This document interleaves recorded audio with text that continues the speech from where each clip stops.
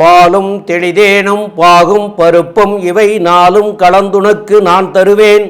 கோலம் செய்துங்க கரிமுகத்து தூமணியே, நீ எனக்கு சங்கத்தமிழ் மூன்றும் தா. யோனித்ய வச்சுதபதாம்புஜயுக்மருக்மவ்யாமோஹத ஸ்தைதராணி த்ரணாயமேனே அஸ்மத் குரோர் பகவதோசதேக சிந்தோஹோ ராமானுஜச்ச சரணோ சரணம் பிரபத்யே ராமானுஜ தாசோஸ்மி. ஸ்ரீ குபேரன் டிவி நேயர்கள் அனைவருக்கும் அநேக நமஸ்காரங்கள். சக்தி ஜோதிட குழுவின் சார்பாக ஐயங்கார் அவர்களும் அடியேன் சக்தி சுவாமி ஆகிய நானும் மாசி மாத பலன்களை பற்றி பார்ப்பதற்காக வந்திருக்கின்றோம். ஐயா அவர்கள் இப்போ மாசி மாதத்தை பற்றி விவரம் சொல்லுவாங்க. ஐயா, மாசி மாதம் சுபகிருத்து வருஷம் 2023 ஆங்கில வருஷத்தில் பிப்ரவரி மாதம் 13ஆம் தேதியிலிருந்து மார்ச் 14ஆம் தேதி வரலும் உண்டான மாதத்தை மாசி மாதம் அப்படின்னு சொல்கிறோம். மாசி மாதம் அப்படின்னு சொல்லும்போது சூரிய பகவான் மகரம்னு சொல்லக்கூடிய காலபுருஷ தத்துவத்தின் 10ஆம் இடத்துலேருந்து 11ஆம் இடத்துக்கு போகிறார்.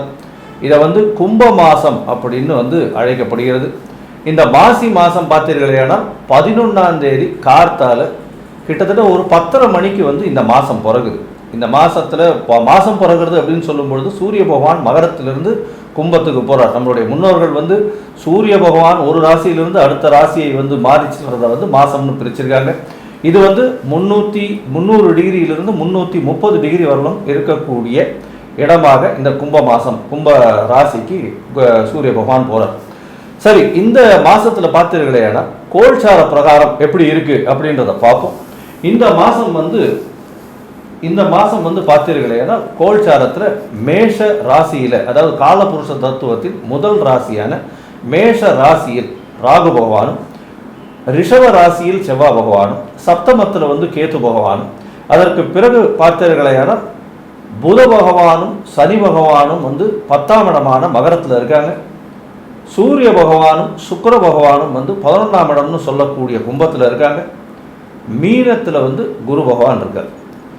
இந்த காலகட்டத்தில் பார்த்தீர்களேனா மாத கிரகங்கள் அப்படின்னு சொல்லக்கூடிய சூரியன், செவ்வாய், புதன் மற்றும் சுக்கிரன், இந்த 4 கிரகங்களும், அதாவது மாச கிரகங்கள்னு சொல்றது, இந்த கிரகங்கள் எங்கெங்க பயிற்சி ஆகுது, என்னென்ன மாற்றங்கள் கொடுக்கறது அப்படின்றதையும் பார்க்கலாம். சுக்கிர பகவான் 16ஆம் தேதி, அதாவது மாசி மாதம் ஒரு 4ஆம் தேதியே கும்பத்திலிருந்து மீனத்துக்கும், அதற்கு பிறகு பார்த்தீர்களேனா இந்த மாச கடைசியில், மாசி மாதத்தினுடைய கடைசியில் பார்த்தீர்களேனா 13ஆம் தேதி அப்படின்னு நினைக்கிறேன். அந்த 13ஆம் தேதி பார்த்தீர்களேனா உங்களுக்கு மேஷத்துக்கு போகிறார். அதனால் சுக்கிர பகவான் இந்த காலகட்டத்தில் பார்த்தீர்களேனா கும்பம், மீனம் மற்றும் மேஷம், இந்த 3 ராசிக்கும் போகிறார். இதை தவிர பார்த்தீர்களேனா புத பகவான் அப்படின்னு சொல்லக்கூடியவர், அவர் காலபுருஷ தத்துவத்தின் 10ஆம் இடத்துல இருந்து, அதாவது மகரத்தில் இருந்து 21/2/2023 அன்னைக்கு அவர் கும்பத்துக்கு போகிறார். அதற்கு பிறகு அவர் 9/3/2023 அன்னைக்கு அவர் மீனத்துக்கு போகிறார். இவர் மீனத்தில் இருக்கும் பொழுது பார்த்தீர்களேனா நீச்ச பங்கம் அடைஞ்சு நீச்ச பங்க ராஜயோகம் வருது. இந்த காலகட்டத்தில் மிகவும் அதாவது என்ன சொல்கிறது, ஒரு நல்ல விசேஷங்கள், நல்ல விஷயங்கள்லாம் நடக்கக்கூடிய காலகட்டமாக இந்த மாசி மாதம் இருக்குது. இந்த மாசி மாதத்தில் சுப முகூர்த்தங்கள் நல்லபடியாகவே இருக்குது, கவலைப்பட தேவையில்லை. மாசி பூணல் அப்படின்னு சொல்லக்கூடியது பெயர் பெற்றது.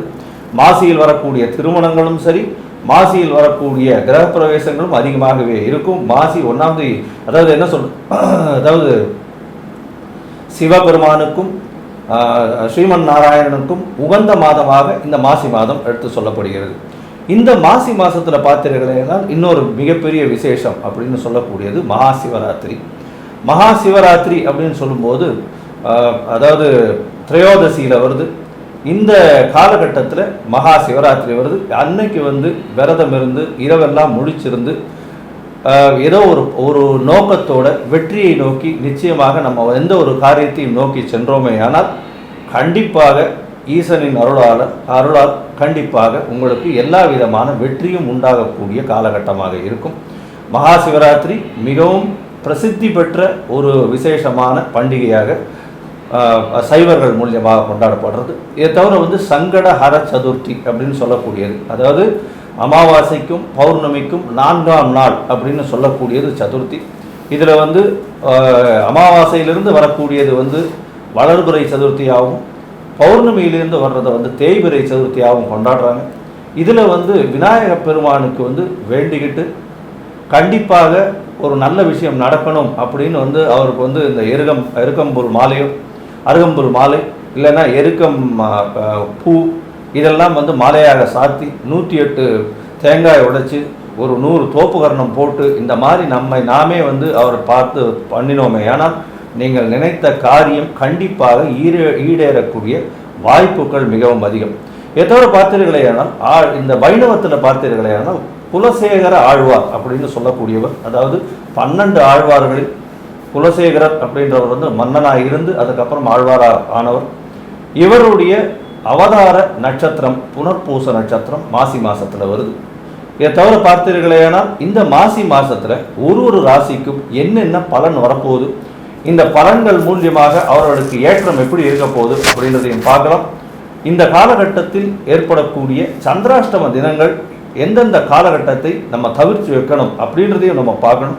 சந்திராஷ்டமத்தன்று ஒருவேளை நம்ம ஏற்கனவே வந்து இந்த சந்திராஷ்டம தினத்தன்று வந்து இந்த டாக்குமெண்ட் சைன் பண்ணுறதோ இல்லை வெளியூர் வெளிமாநிலம் பிரயாணங்களுக்கு நாங்கள் ஏற்கனவே புக் பண்ணிட்டோம் சார், என்ன சார் பண்ணுறது அப்படின்ற கேள்வி வந்தது. ஆனால் அதற்கு என்ன எளிய பரிகாரங்களை செய்தால் அந்த சந்திராஷ்டமத்தினுடைய கஷ்டங்களிலிருந்து விடுபடலாம்.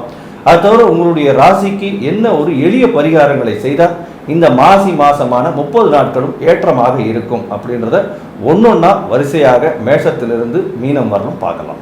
இதை தவிர இந்த மாதம் பார்த்தீர்களேயானால் மாசி மகம் மிகப்பெரிய விசேஷம், கும்பமேளா அப்படின்னு கொண்டாடக்கூடிய விசேஷங்கள் இருக்குது. குரு பகவான் சிம்மத்தில் வரும்பொழுது கும்பமேளா கொண்டாடுறாங்க. இருப்பினும் மாசி மகம் இந்த மாதம் வருது. மாசி மகம்ன்றது பௌர்ணமி. ஏற்கனவே நான் வந்து என்னுடைய இதுவிலெல்லாம் சொல்லியிருக்கேன், பௌர்ணமியும் அமாவாசையும் முக்கியமான விஷயங்களாக நம்முடைய முன்னோர்களால் கருதப்பட்டிருக்கு. இந்த காலகட்டத்தில் பௌர்ணமி யோகம்ன்றது வந்து இருக்கிறதுலே முதன்மையான யோகம் அப்படின்னு ஜோதிட சாஸ்திரம் சொல்கிறது. இன்ஃபேக்ட் குரு பகவான் தான் வந்து மிகப்பெரிய சுபர். அதனிலும் சுபத்துவம் அடையிறது வந்து பௌர்ணமி யோகம். பௌர்ணமி யோகம் பெற்றவர்கள் வந்து அரசனாக இருக்கக்கூடிய அந்தஸ்தை அடையக்கூடிய வாய்ப்புகள் மிகவும் அதிகம். இப்போ அரசர்கள் கிடையாது, எம்எல்ஏ எம்பி கவுன்சிலர் அந்த மாதிரியான பொசிஷனில் வந்து அவங்க வரக்கூடிய வாய்ப்புகள் உண்டு. சரி, இந்த மாசி மகம் வந்து இந்த காலகட்டத்தில் வருது. இதை தவிர பார்த்தீர்களேனால் உங்களுக்கு இந்த நேயர்கள் வந்து இந்த வீடியோவை கொஞ்சம் முழுமையாக பாருங்கள். சில விஷயங்களை நாங்கள் வந்து பொறுமையாக சொல்லியிருக்கோம். பித்ருக்களினுடைய சாபத்தை பற்றி சொல்லியிருக்கோம், குழந்தை பாக்கியத்தினுண்டான பிரச்சனைகளை சொல்லியிருக்கோம், குடும்பத்தில் பணம் இல்லாமல் போகிறதுக்கு உண்டான காரணங்களை சொல்லியிருப்போம். இதை அவசியமாக பாருங்கள். நீங்கள் கேட்கக்கூடிய ஒரு கேள்விக்கு இந்த கீழே கொடுக்கப்பட்டுள்ள ஐயாவுடைய நம்பர் வந்து கொடுத்துருக்கோம். அது ஸ்பெசிஃபிக்காக ஒரு நம்பர் போட்டு கொடுத்துட்றோம். அந்த நம்பருக்கு ஃபோன் பண்ணிங்கன்னா ஒரே ஒரு கொஸ்டினுக்கு வந்து ஐயா உங்களுக்கு கண்டிப்பாக ஆன்சர் பண்ணுவார். நிறைய பேர் இருக்கிறதுனால கண்டிப்பாக நீங்களே ஒரு கொஸ்டினோடு நிறுத்திக்கிட்டிங்கன்னா ரொம்ப சந்தோஷம். ஏன்னா உங்களுக்கு மேலே வந்து நிறைய பேர் வந்து வெயிட்டிங்கில் இருக்கிறதுனால தயவு செஞ்சு நீங்களும் வந்து அதற்கு உடன்பட்டு செல்றதுன்றது ரொம்பவும் நல்லது. கும்பராசி நேயர்கள், அதாவது அவிட்ட நட்சத்திரம் 3-4 பாதங்களும், சதய நட்சத்திரம் 1, 2, 3, 4 பாதங்களும், பூரட்டாதி நட்சத்திரம் 1, 2, 3 பாதங்களும் ஆக இந்த 9 பாதங்கள் கொண்டவங்க கும்பராசி நேயர்கள்.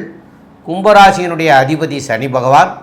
அந்த சனி பகவான் உங்களுடைய இன்னொரு அவருடைய வீடாகிய மகரத்திலர ஆட்சி பெற்று போயிருக்கார். இப்போ உங்களுடைய ராசியிலேயே வந்து 7க்குடைய சூரிய பகவானும் 4க்கும் 9க்கும் உடைய சுக்கிரனும் சேர்ந்தே சஞ்சாரம் பண்ணிகிட்ருக்குறாங்க. அது வந்து ஒரு 4 நாளைக்கு தான் சேர்ந்து சஞ்சாரம் பண்ணுறாங்க. அதுலேயும் வந்து 16/2/2023 அன்னைக்கு சுக்கிர பகவான் வந்து கும்பத்திலிருந்து மீனத்துக்கு போய் ஏற்கனவே குரு ஆட்சி பெற்று போயிருக்கார். இந்த சுக்கிர பகவான் அங்கே போகிற போது சுக்கிரன் வந்து அங்கே உச்சமடைகிறார். குரு ஆட்சி, சுக்கிரன் உச்சம். அப்போது உங்களுக்கு 4க்கும் 9க்கும் உடைய சுக்கிரன் உச்சம், 2ஆம் இடம் அதாவது தனகாரகன்னு சொல்லக்கூடிய குரு பகவானே உங்களுக்கு குரு இந்த கடந்த 1 வருஷ காலமாகவே 2ஆம் இடத்துல இருக்கிறது மிக மிக சிறப்பு. தனகாரகன் தனஸ்தானத்திலே இருக்கார் அப்படிங்கிறது மிகப்பெரிய சிறப்பு. அதுலேயும் இந்த அசுரகுரு தேவகுரு அப்படின்னு சொல்லக்கூடிய அசுரகுருவும் போய் உச்சம் பெறுறது மேலும் சிறப்படைஞ்சு இந்த மாதம் வலுவை மிக அதிகமாக கூட்டப்போகுது உங்களுக்கு. அதை பற்றி உள்ள விவரங்களை எல்லாம் நம்முடைய KS ஐயங்கார் அவர்கள் கொஞ்சம் அப்புறம் தெளிவாக விவரமாக சொல்லுவாங்க.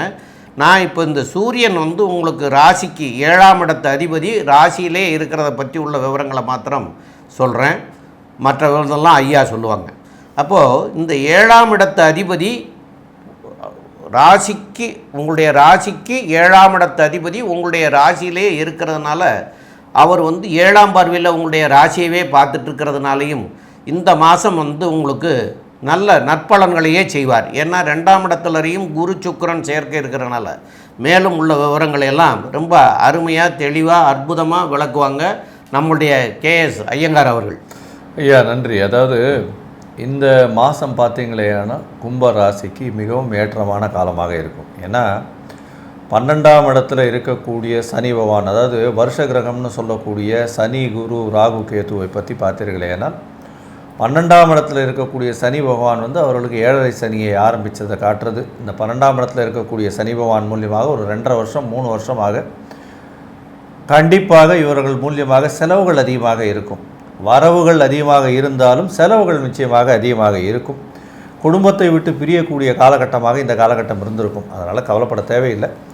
இந்த காலகட்டத்தில் பார்த்தீங்கன்னா இந்த மாதமான மாசி மாதத்தில் சுக்கிர பகவானோட சேர்ந்து இருக்கிறதுனால, அதாவது எதுக்கு சுக்கிர பகவான் சொல்கிறோம் அப்படின்னா, கும்பராசிக்கு 4-9க்கு அதிபதி, அதாவது ஒரு திரிகோண கேந்திர அதிபதினு சொல்லக்கூடியவர் சுக்கிர பகவான்.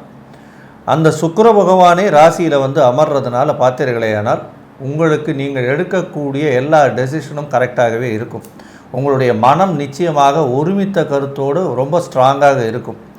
ஆனால் என்ன, சூரிய பகவான் சப்தமாதிபதி ராசியில் உட்கார்றதுனால கண்டிப்பாக வீட்டையோ நாட்டையோ ஊரையோ விட்டு பிரிஞ்சு போகக்கூடிய காலகட்டமாக இருக்கும். ஏன்னா 7ஆம் இடத்து அதிபதி ராசியில் உட்கார்றார். அதனால் அது அப்படித்தான் இருக்கும். இதை தவிர பார்த்தீர்களேயானால் 16ஆம் தேதிக்கு மேலே உங்களுக்கு சுக்கிர பகவான் 2ஆம் இடம்னு சொல்லக்கூடிய குடும்பம் வாக்கு தனஸ்தானத்தில் போய் உட்கார்றோம். குடும்பம் வாக்கு தனஸ்தானத்தில் போய் உட்கார்றதுனால அது மிகப்பெரிய ஏழுமுகமாக ஏற்றத்தை கொடுக்கக்கூடிய காலகட்டமாக இருக்குது. இந்த காலகட்டத்தில் பார்த்தீர்களேயானால் பண வரவு அப்படின்றது அபரிமிதமாக இருக்கும். இதுவரையிலும் நீங்கள் எதிர்பார்க்காத பண வரவுகள் உங்கள் கையில் சேரும். குடும்பத்தில் நல்ல ஒரு மகிழ்ச்சி இருக்கக்கூடிய காலகட்டமாக இருக்கும். கணவன் மனைவியில் நல்ல ஒரு அந்யோன்யம் இருக்கக்கூடிய காலகட்டமாக இருக்கும். இதை தவிர சொல் வாக்கு எல்லாமே உங்களுடைய வாக்கு பலிதங்கள் நல்லபடியாக இருக்கும். ஏன்னா சுபகிரகங்கள் 2 பேருமே இதில் இருக்காங்க, அதாவது 2ஆம் இடத்துல இருக்கிறது. உங்களுடைய வாக்கில் மிகப்பெரிய நளினம் தெரியும். உங்கள் வாக்கை நிச்சயமாக ஏற்ற மாதிரி இருக்கக்கூடிய யாராக இருந்தாலும் நம்பக்கூடிய அளவில் இருக்கும். நேர்மையற்ற வாக்குகள் இருக்கவே இருக்காது. அதனால் கண்டிப்பாக இந்த காலகட்டம் மிகப்பெரிய ஏற்றமான காலகட்டமாக இருக்கும். இதை தவிர பார்த்தீர்களேயானால் இப்போது இந்த மாத கிரகத்தினுடைய இன்னொரு மாத கிரகம்னு சொல்லக்கூடிய புத பகவான் உங்களுடைய ராசிக்கு 12ஆம் இடத்துலேருந்து ராசிக்கே 21ஆம் தேதி வரார். இதனால் என்ன சாமி வரும் அப்படின்னா, உங்களுடைய ராசிக்கு 5-8ஆம் அதிபதிகள் அப்படின்னு சொல்லக்கூடியவர் ராசியில் வர்றது.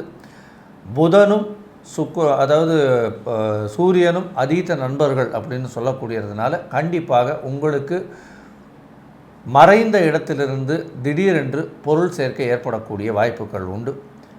பண வருமானம் அதிகமாக இருக்கும். இதை தவிர பார்த்தீர்களேனால் இந்த புத பகவான் 13ஆம் தேதியா, ஆமாம் 9/3/2023 அன்றைக்கி அவர் மீனத்துக்கு போகிறார். அந்த காலகட்டத்தில் நீச்ச பங்கம் அடைகிறார். நீச்ச பங்க ராஜயோகத்தை உங்களுக்கு கொடுக்க போகிறார். தனஸ்தானத்தில் மிகப்பெரிய திடீர் பண வரவு, திடீர் ஏற்றம் பணத்தில் உங்களுக்கு வரப்போகுது. உங்களுடைய குடும்பம் வாக்கு தனஸ்தானங்கள் உயரக்கூடிய காலகட்டமாக இந்த கும்பராசிக்கு இருக்குது. அதை தவிர உங்களுடைய ராசிக்கு 4ஆம் இடத்துல பார்த்தீர்களேனால் உங்களுடைய முயற்சி ஸ்தானாதிபதியும் செவ்வாய் பகவான் அங்கே இருக்கார். அதனால் மொத்தத்தில் இந்த கும்பராசிக்கு பார்த்தீர்களேனால் இந்த மாதம் முழுக்குமே மிகப்பெரிய ஏறுமுகமான காலமாகவே இருக்கும். சீனியர் சிட்டிசன்ஸுக்கு உடல் நலத்தில் நல்ல ஏற்றம் இருக்கும், கவலைப்பட தேவையில்லை. குடும்பத்தில் நிச்சயமாக நல்ல மகிழ்ச்சியான காலமாக இருக்கும். ஏன்னா பணவரவு இருக்குது, அதனால் ஒன்றும் பிரச்சனை இருக்காது. ஆனால் செலவுகள் கட்டில் அடங்காத செலவுகளாக இருக்கும். ஏன்னா 12ஆம் இடத்துல வந்து கண்டிப்பாக சனி பகவான் இருக்கிறதுனால அதற்குண்டான தேவையற்ற செலவுகள் நிச்சயமாக இருக்கும். வரவுகள் மிகவும் அதிகமாக இருக்கும்.